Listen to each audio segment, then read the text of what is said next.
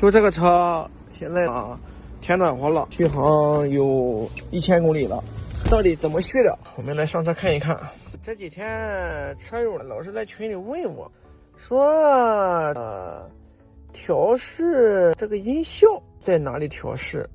好多车友说加装了这个加装了爆色音响。怎么调的呢？今天呢，咱讲一讲。首先呢，打开我们的菜单栏，找到设置，再点哪里呢？我们来往下看，找到通用。通用这里边有一个声音系统，看到没有？声音系统这里边就可以调了，调全车均衡、主驾优先、后座优先，这个叫什么环绕，英文不好，咱也不认识。基本上这些。什么叫全车均衡？全车均衡听不管你坐在任何位置，听起来的那个声音呢，都基本上都差不多。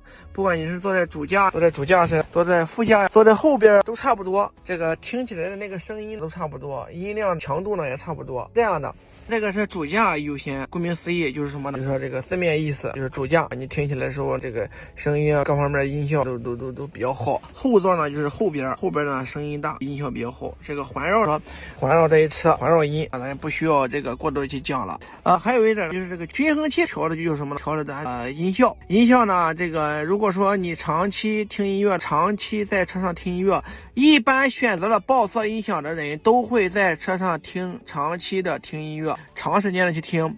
这个时候音质呢就可以调一下。一开始我是偏向于高音加起来，但是呢后边有车友说把高音减一减，专业的调音师说你长期听减一减，所以说我减了减。中音原来我就喜欢减，这个中音减呢是不要紧的，低音呢是你加一加，听的这个是吧，音质比较厚重，没有那么刺耳，是这个原因这样调。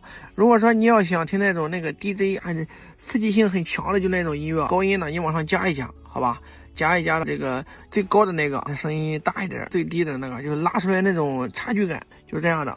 这是均衡器，调这个均衡器在这里调声场平衡。看到这个按钮了吗？这个钮的话是随时可以调的。你把它放在这个位置，你坐在主驾或者副驾或者后边的时候，你没听到的这个声场声音给你带来的这种耳朵的这种传输都是一样的，差不多。我一般呢就喜欢放在中间这个位置。其他呢就是这个音频的音量调试，语音音量、导航音量、电话音量、警示音、铃声。这个给大家友情提示一下。有很多音量它是什么？它是最低就只能调到这个地方，看到没有？你比如说这个报警示音，你可以调大，但是呢你最低就到这里了，看到没有？包括这个铃声的话是可以调到底的，看到没有？所以说它有很多东西它不一样，这个自己的情况给你自己的习惯来调。好，再看一看这个按键音、通知音，那这个呢你都可以打开。基本上这个声音这一块就这么调的，还有不懂的可以看看这一期这个视频，好吧？我调的这个，我找一个音乐让大家先感受一下，听一下，看看这个调的这个怎么样。当然了，再插播一句，就是说我们用 QQ 音乐也好，酷狗也好，它这个音乐的软件里自带的也是有这个调试音效的，看到没有？比如说以 QQ 音乐为例，打开音效，我选择的是超低音。就这样的，看到没有？也有好多音效你可供你选择，知道吗？就这样的。所以说音效你调好了之后，可能对你的这个音响能什么呢？锦上添花。咱听一会儿这个音乐，看看我调的这个怎么样，好吧？